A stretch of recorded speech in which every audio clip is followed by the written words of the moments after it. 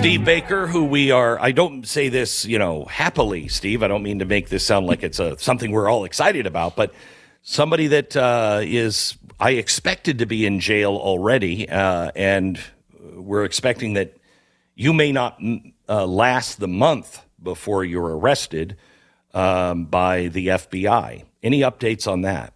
The only update we have was given to my attorney between the week of Christmas and January 1st, and that was a conversation he had with the new U.S. attorney that has my case. And that new U.S. attorney told him that now they have moved my self-surrender date back to mid-January, and that they would give me 7 to 10 days notice, because they have, I will tell you, for 2 years, they've respected my travel schedule and have at least shown that kind of courtesy. But it's the middle of the month now, and we still haven't heard back from them yet. Now, they did tell my attorney at the time when he asked, well, can you just let us know what the charges are going to be? And the AUSA said, no, we're not going to tell you. Well, why is that? And I kid you not, Glenn, the U.S. attorney told my attorney that they won't tell me what my charges are or what I'm facing, because they said I will tweet it out immediately.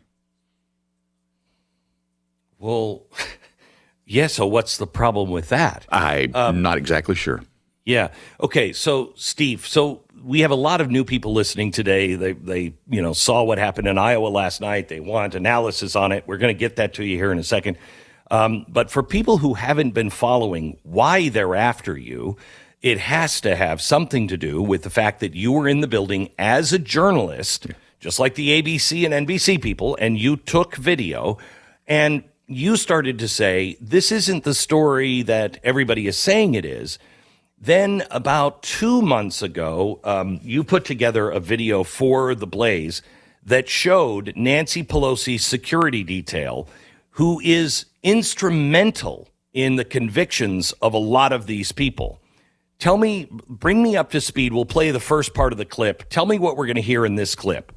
It's very important for people to focus in on one thing here. Special Agent David Lazarus, who was on the Dignitary Protection Detail for Nancy Pelosi, he testified in the Oath Keepers trial that he witnessed the interaction between the Oath Keepers and Harry Dunn, Officer Harry Dunn, who's now running for Congress, by the way.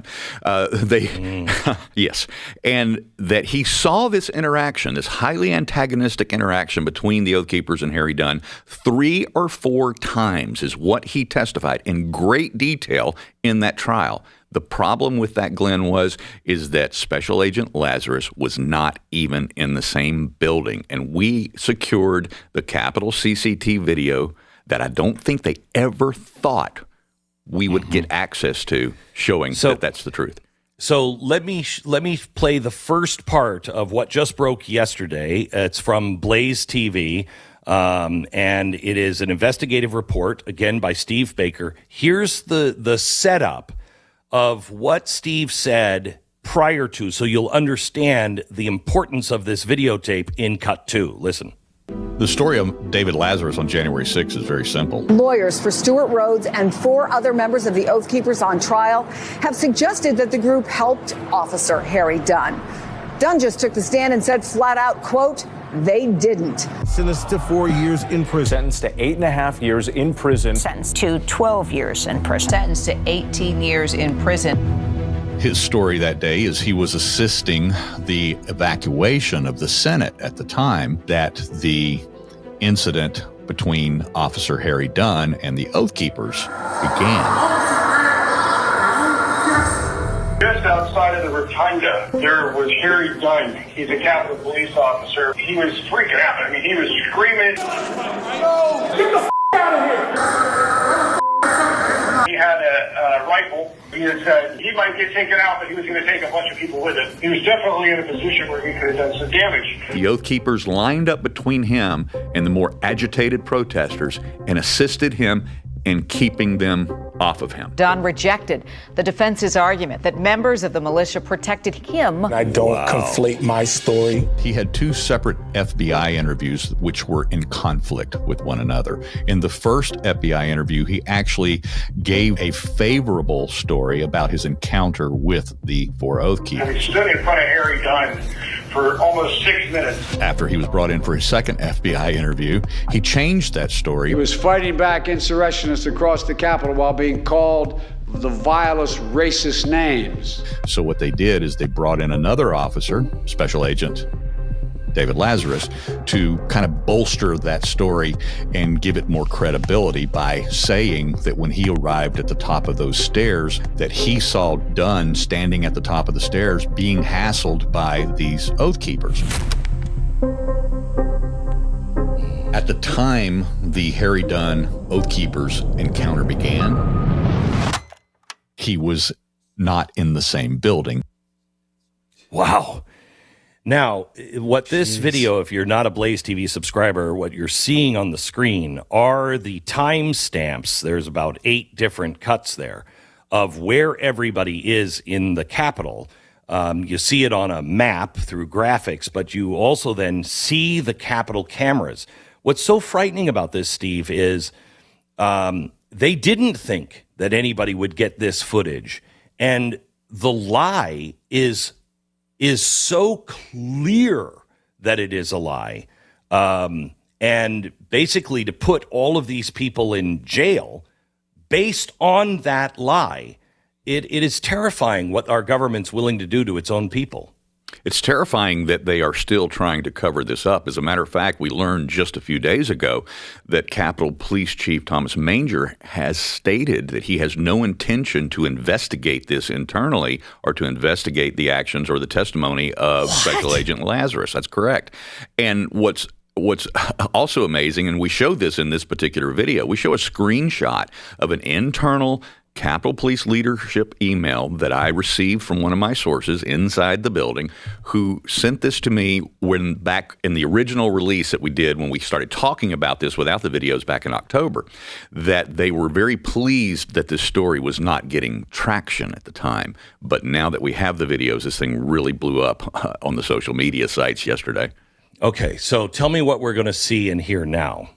Part 2. This basically is going to take us through the part where we see Lazarus now emerging to the area where he claimed that he was, but this is long after the Oath Keepers have left the building. They've certainly left the area and are exiting the building. But this, once again, it solidifies the fact that, and it really brings home the fact, Glenn, that these individuals were testified against improperly. They were lied against. They're certainly, at the very least, they're not only their convictions, but their sentencings were much worse as a result of these testimonies between Harry Dunn and Lazarus. And the fact is that neither one of these cops who testified in this trial could possibly have experience what they said. As I said before, they gave very, very specific and detailed testimonies, and both of them are not only in conflict with one another, they're in complete conflict with the truth. Okay, here's part 2. This was released yesterday. Listen to this. Lazarus was just not there. He could not have seen, he could not have witnessed what was taking place because Lazarus was in another Senate office building across the street from Constitution Avenue. So we were able to track Lazarus on the Capitol CCTV cameras. Lazarus can be seen moving away from the Capitol building through a lower tunnel at 2:37:59 p.m. Lazarus continues moving toward the Senate office buildings at 2:41:49 p.m. During Officer Lazarus's October 31st trial testimony, he stated that he began his return to the Capitol building after hearing shots fired over Capitol Police radio. That occurred at 2:43 p.m. 14:43 hours. Here, Lazarus can be seen moving back toward the Capitol at 2:45 p.m. Dunn's encounter with the Oath Keepers began at 2:44 and lasted roughly between 5 and 6 minutes. Here, Lazarus finally emerges from the tunnel back to the Senate side of the Capitol building at 2:48. Dunn falsely testified that Lazarus was already at the location where he encountered the Oath Keepers before he arrived. but Lazarus can be seen at the top of the elevator leading up from the tunnel at 2:48 p.m. on the Senate side of the Capitol, over 4 minutes after Dunn encountered the Oath Keepers on the House side.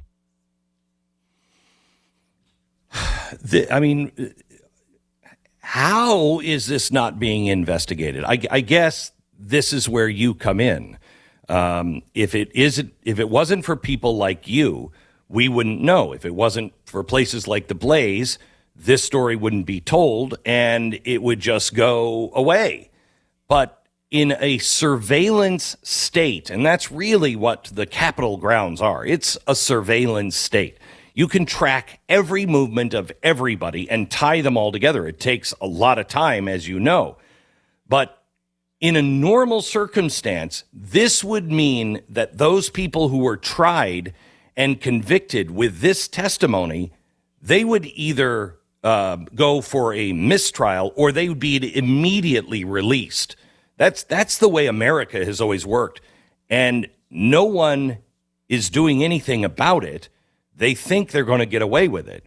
Is that just because people aren't aware of it? Well, they're not aware of it, but I will tell you that we are working very, very closely with congressional members and staffers on this particular story, as well as the other stories that we've currently got in development. As a matter of fact, Representative Barry Loudermilk, who is the chairman of the subcommittee of oversight from House Admin, they just announced a couple of days ago that they have been given 3 times the number of staffers from House Speaker Johnson for the specific purpose of investigating January 6 matters, and I can confirm that now. But I have sat with Mr. Loudermilk several times. I've met with his chief of staff and his staff members on many occasions now, and I think that at the very least, before a committee is called or another J6 select committee is convened, they are going to bring these officers in for transcripted interviews under oath. Thank you very much, Steve. I really appreciate all of your work, and we pray for you. And I ask America, pray for Steve Baker. He is under threat from the U.S. government just because he's telling the truth. How do I know it's the truth? He has the video evidence. Steve, thank you so much. Blaze Media correspondent and investigative journalist. And if you don't have this video yet, you can find it online. You can go to blaze.com. You can also find it on BlazeTV, but tweet this out and spread this as much as possible. This tells a completely different story, and there is nothing but facts. You cannot argue this at all because everything is time-stamped.